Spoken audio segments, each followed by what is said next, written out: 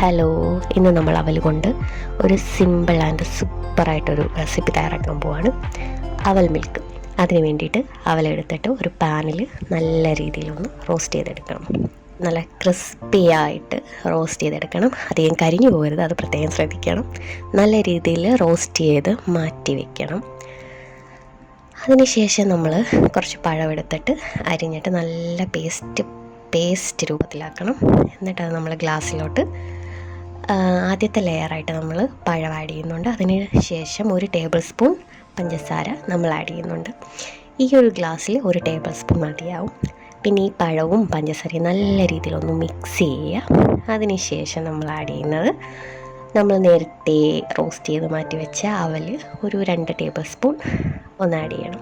നമ്മൾ ലെയറായിട്ടാണ് ചെയ്യുന്നത്, അതുകൊണ്ട് കുറച്ച് ആഡ് ചെയ്ത് മാറ്റാം.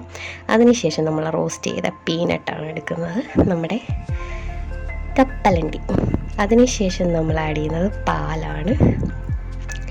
നല്ല തണുത്ത പാലോ തണുക്കാത്ത പാലോ ഏതാണെന്ന് വെച്ചാൽ നമുക്ക് ആഡ് ചെയ്യാവുന്നതാണ്.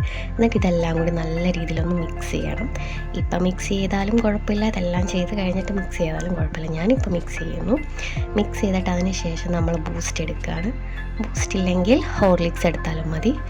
അതെടുത്തിട്ട് നമ്മൾ നേരത്തെ മാറ്റി വെച്ചിട്ട് നമ്മുടെ പഴത്തിൻ്റെ മിക്സിൽ അതും ആഡ് ചെയ്തിട്ട് പിന്നെയും നമ്മൾ അവലിൻ്റെ മിക്സ് ചെയ്തിട്ട് നേരത്തെ നമ്മളിട്ട സകല സാധനങ്ങൾ വീണ്ടും റിപ്പീറ്റ് ചെയ്യാണ്. വീണ്ടും നമ്മൾ പീനട്ട് ആഡ് ചെയ്തിട്ട് വീണ്ടും നമ്മൾ ബൂസ്റ്റ് ആഡ് ചെയ്തിട്ട് പിന്നെ ഒരു ചെറിയൊരു ഡെക്കറേഷന് വേണ്ടിയിട്ടൊന്ന് ഗാർണിഷൊക്കെ ചെയ്യാൻ വേണ്ടിയിട്ട് ചോക്ലേറ്റ് സിറപ്പ് ആഡ് ചെയ്യുന്നുണ്ട്. അതിനുശേഷം വീണ്ടും നമ്മൾ നേരത്തെ ചെയ്ത അതേ കാര്യം തന്നെ വീണ്ടും റിപ്പീറ്റ് ചെയ്യാണ്.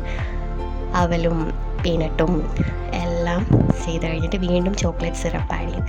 അപ്പോഴേക്കും നമ്മുടെ സ്വാദിഷ്ടമായ അവൽ മിൽക്ക് ഇവിടെ തയ്യാറായിരിക്കുകയാണ്. അടിപൊളി ടേസ്റ്റ് ആട്ടോ, എന്തായാലും ഒന്ന് ട്രൈ ചെയ്ത് നോക്കണം.